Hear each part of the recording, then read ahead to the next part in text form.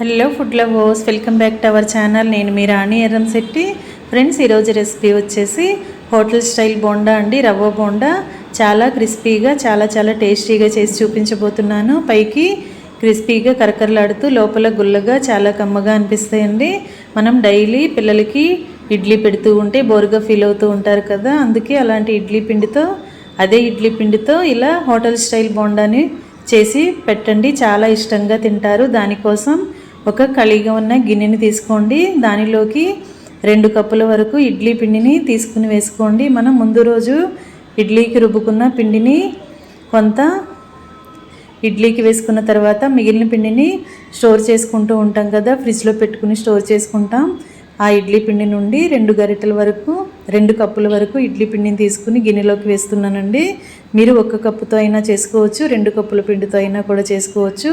నేను 2 కప్పుల ఇడ్లీ పిండికి కూడా 1 కప్పు వరకు పొడి బియ్యం పిండిని, 1 కప్పు వరకు మైదా పిండిని వేశాను. మైదా పిండి ప్లేస్లో మీరు వద్దు అనుకుంటే గోధుమ పిండి అయినా యాడ్ చేసుకోవచ్చండి. అలాగే 1 టీ స్పూన్ వరకు జీలకర్రను వేసి టేస్ట్గా సరిపడా సాల్ట్ వేసుకోండి. మనం ఇడ్లీ పిండిలో ఆల్రెడీ సాల్ట్ వేసి ఉంటాం కాబట్టి ముందుగా ఎక్కువగా వేయకుండా కొంచెంగా వేసుకుని చివరిగా పిండిని టేస్ట్ చూసుకోండి. మీ సాల్ట్ని మీ టేస్ట్కి తగ్గట్టుగా లేకపోతే యాడ్ చేసుకోండి.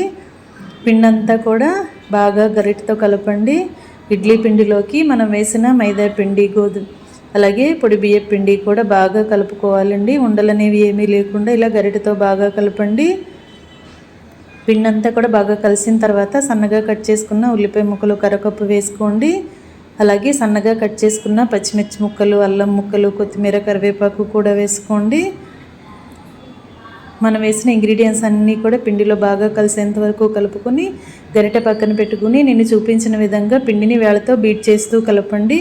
పిండి అనేది మనం అప్పటికప్పుడు కలిపి వేసుకుంటున్నాం కాబట్టి వేళ్ళతో బాగా బీట్ చేస్తేనే బోండా అనేవి చాలా క్రిస్పీగా పొంగుతూ టేస్టీగా వస్తాయండి. పిండిని కలుపుకోవటం కంప్లీట్ అయిన తర్వాత స్టవ్ ఆన్ చేసుకుని కళాయి పెట్టుకుని డీప్ ఫ్రైకి సరిపడా ఆయిల్ పోయండి. ఆయిల్ కాగిన తర్వాత కొంచెంగా పిండిని తీసుకుంటూ ఇలా ఆయిల్లో బోండాలాగా వేసుకోండి.